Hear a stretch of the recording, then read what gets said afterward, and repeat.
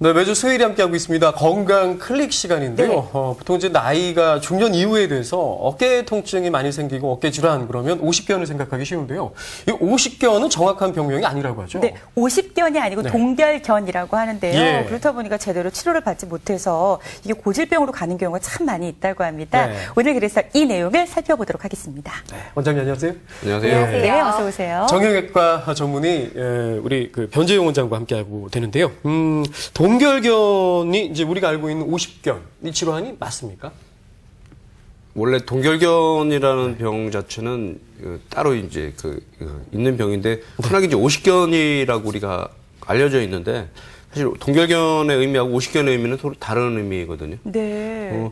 동결견은 오늘 이제 말씀드릴 병이지만은 오십견은 네. 사실 일본에서 이렇게 고주가다라는 말이 있는데 고주가다라는 말은 뭐냐면 50대 어깨라는 의미인데 그러니까 중년에 생기는 모든 어깨병을 다 고주가다라고 하는데 그냥 통칭하는 거였군요. 예, 과거에 이제 어깨에 대한 질환에 대한 이런 진단이나 이런 것들이 제대로 이렇게 정립이 안 돼 있을 때 네. 그냥 대부분의 모든 어깨병이 다 그냥 동결견이라는 선입관 때문에 아마 그렇게 붙여졌나 생각이 드는데요. 네. 잠깐 그림을 보겠습니다. 네.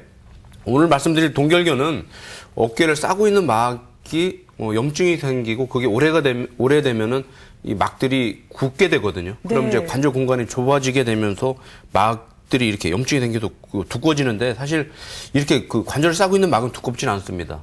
지금 두께는 한 5mm 이상 되는 염증 조직으로 이제 굳어 있는데 원래 이제 동영상을 보시면은 지금 뼈와 뼈 사이에 공간인데 원래 이게 벌어져 있어야 되거든요. 예. 지금 딱 붙어 있지 않습니까? 저렇게 아프겠네요. 되면은 움직일 때 걸리기도 하고 통증도 있고 팔도 잘 안 움직여지게 되는데 이게 이제 더욱 진행이 되면은 딱 붙었어요. 뭐 붓기도 붙었지만 이제 안에 뼈 연골이 상합니다. 여기 너덜거리는 게 관절 연골이거든요. 네. 이게 만성적으로 가면 이제 관절염도 올 수 있는 그런 이제 좋지 않은 병이 동결견이 되겠습니다. 이게 보통 이제 50대에 오니까 네. 50견이 됐나 보네요. 네. 네. 그러면 동결견의 증상이라는 게 지금 뼈가 이렇게 붙으면서 팔 올리기도 힘들 것 같고 네. 밤에 자다가 통증도 느낄 것 같고 이런 것 같은데 네. 동결견의 증상은 어떻습니까? 잠깐 그림을 먼저 볼게요. 네. 네. 그림을 보시면은 동결견의 환자분의 사진이거든요.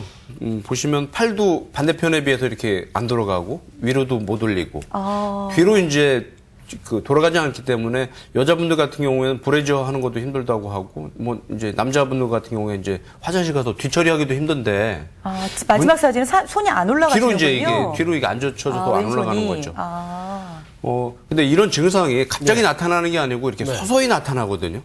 그래서 어느 한순간 느껴지긴 하는데 그 병이 꽤 오래전부터 이제 진행이 됐던 거고요.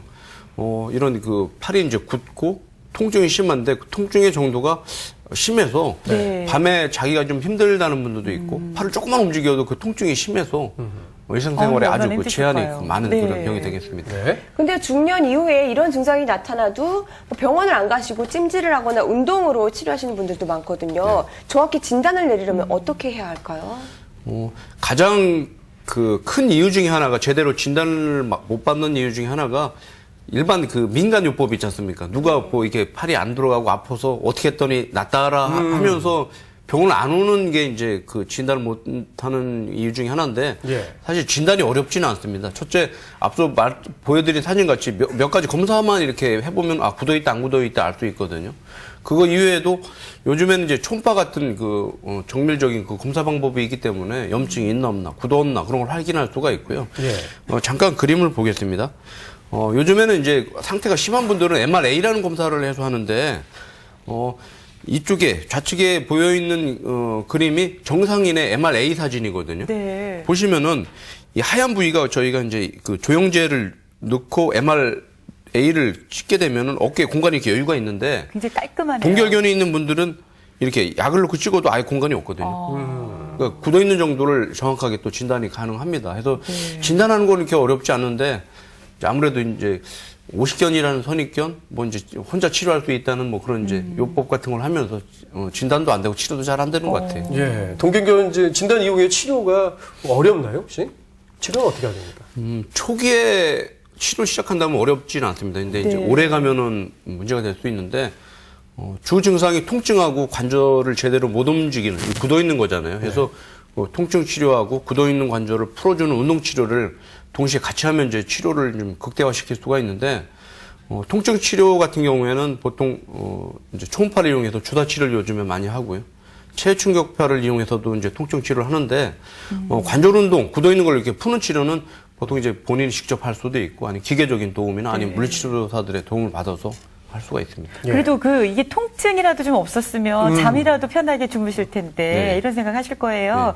어떻게 하면 통증을 좀 완화시킬 수가 있을까요? 앞서 말씀드렸듯이 요즘에 이제 많이 치료하는 것은 물론 이제 약 같은 거 당연히 쓰긴 쓰는데 장 그림을 보시면 요즘에는 초음파를 이용해서 직접 문제가 있는 부위에 주사를 놓기도 하는데 과거에는 이제 정확한 부위를 찾지 못하니까 많은 양의 주사를 자주 넣어야 됐지만은 대부분의 그 주사 자체가 스테로이드나 소염제 같은 조직에 손상을 줄 수 있는 주사다 보니까 요즘에는 이런 초음파를 이용해서 정확한 위치에 적은 양의 주사 치료를 해서 효과를 극대화하고 통증을 좀 감소시킬 수가 있고요. 그거 이외에도 요즘에는 체충격파와 같은 통증하는 특별한 그 기구를 장비를 이용해서 치료할 수가 있습니다. 이 동결견이 있으면요 팔을 잘 못 움직이는 분들도 계실 텐데 이 운동 범위를 다시 회복하려면 어떻게 해야 할까요? 동결견이 있는 분들이 집에서 본인들이 치료하는 게 상당히 중요하거든요. 다른 병하고는 다르게 동결견은 본인의 노력이 꼭 필요한데 그림에서 보시면은 이런 간단한 그 기구를 이용해서 도르래나 이런 수건 같은 걸 이용해서 굳어있는 관절을 푸는 운동 치료를 집에서 할 수가 있고요. 저기 풀면은 풀려요?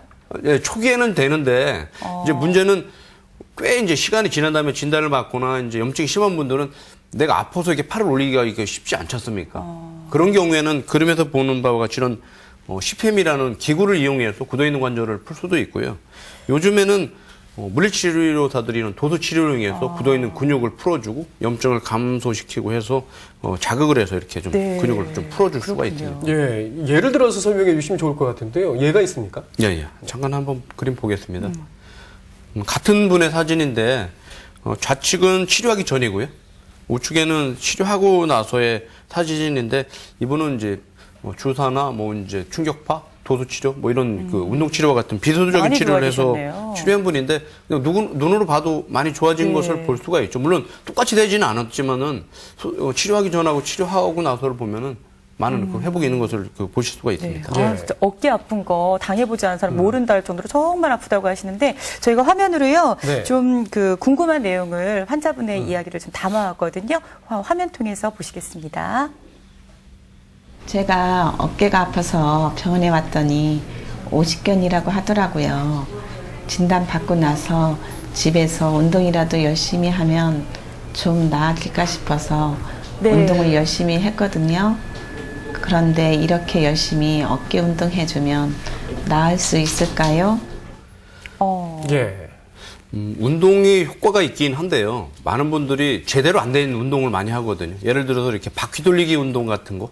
놀이시설 같은 데 가면 그런 운동기구들이 있죠. 또 철봉에 매달리는 분들이 있는데 그런 것보다는 앞서 말씀드렸던 굳어있는 관절이나 근육을 풀 수 있는 제대로 된 스트레칭 운동을 교육을 받아서 하시는 것이 좋을 것 같아요. 자, 그리고 또 한 분 궁금한 점이 있어서 한번 보시겠습니다. 저희 어머니가 50견으로 고생을 하고 계시는데요. 그 주사를 많이 맞고 계세요. 근데 이 주사를 계속 맞아도 되는 건가요? 앞서 말씀드렸듯이 초기에는 이런 주사 치료가 필요합니다. 그 이유는 뭐냐면은 염증을 가라앉히고 해야 통증도 가라앉고 운동 치료가 되는데 운동 치료나 이런 통증 치료가 되지 않고 이런 주사에만 의존한다면은 조직이 아무래도 손상이 많기 때문에 주사만 의존해서 자주 반복적으로 맞는 건 좋지 않습니다. 자, 오늘 동결견 살펴보았는데요. 오늘 좀 정리 말씀 부탁드릴까요? 어떻습니까? 동결견이 생각보다는 많습니다. 저희가 이제 통계적으로는 전체 어깨 환자의 한 10%라고 하는데 고생하는 환자분들 중에서는 10%가 넘는 것 같아요. 근데 가장 중요한 거는 이 동결견을 의심만 하는 분이라면은 초기에 제대로 진단을 해서 염증 치료하면서 스트레칭 운동을 하면은 쉽게 또 나을 수 있는 병이 동결견이라고 저는 생각을 하거든요. 그래서 정확한 진단 후에 제대로 치료받는 것을 꼭 권해드리겠습니다.